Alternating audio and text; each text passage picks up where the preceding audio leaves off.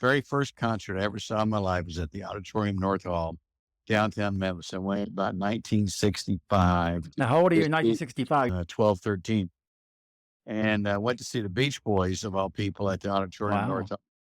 And I always remember being blown away by that show because the drummer broke one of the heads on his drum set. Now you won't believe how this guy he broke a drum head. He was playing so hard, it was crazy. Oh, That goodness. was my first concert. Then a couple of years later, in April of '69, I think prior to Woodstock, Jimi Hendrix played the Auditorium North. So back in those days, I think my mom took me and a couple of my buddies to the show and dropped us off downtown. Yeah. And Yeah, you do that now for different reasons. they dropped us off. The 201 usually. It's another Back, discussion. they picked us up after the show. So at the show, I always believe that George Klein introduced Hendrix, GK. big, massive, like 50-foot curtains that were just, that were closed. And then he starts playing behind the curtains there. He starts playing like Spanish Castle Magic. And Klein introduces him, and the curtains open, and there he was, left-handed, the afro, the headband, the white guitar, playing left-handed. Mm.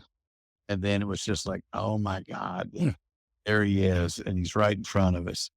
And What row? Were you up close or kind of? Or around the main floor, probably back about 20, 30 okay. rows. But so at this time at the show, there's not one person got out of their seat. This was, I don't know if it was the concert etiquette that you did not get out of your chair. I don't care what song he was playing or what he was doing. Nobody got up. So, We've lost that. oh yeah, I know. So I was so enamored. I had my little brownie camera with me. Oh gosh. Nothing sounds like old when you're talking about owning a brand camera. Yes, exactly. Taking the film to Walgreens. So I decided I'm going to get up and go down and take some pictures. So I walked down the front. The stage was probably about chest level on me. No security, no guards, nobody up but one kid. His name was Ron Olson. Oh my goodness. So on the Brownie camera, you had to look down in it and then find your subject and then snap the pictures. So I'm in the center stage. I'm looking through my viewfinder trying to find him. And out of nowhere, I look up. He's standing. He's over to me, like 6 feet from me, and is like pointing at me and pointing the guitar at me and doing all these posing shots for me. Right? I'm like clicking, and clicking. Again, the only person out of their seat at the show, which that took some yin yang. Yeah, it took some. Yeah.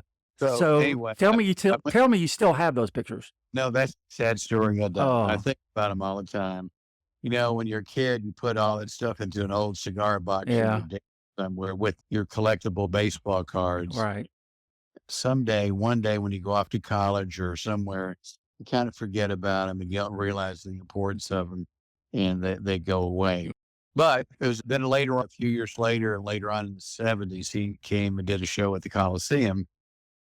And I think, I think the James Gang, Joe Walsh and them opened for him. And he was so out of it. I didn't really understand what was going on with him. But there was a lot of blue lights, and he was playing a lot of blues and really down. Where's the fire? And let me stand next to your fire. And I was like, what? I came home. Something's wrong with Jimmy. He didn't seem felt good. Jimmy tripping. It might have been tripping. So anyway, I got to see him twice. So I always thought it was an honor to That's pretty cool. Being his breathing the same air that he's breathing. Yeah. Hey, it's Ron Olson, and I hope you're having a good time listening to Memphis Mike and Friends. And just keep it on. Tell your friends about it. And Mike is a really good guy, and he pays all his bills. Listen to Memphis Mike and Friends as we share many, many other Ron Olson short stories.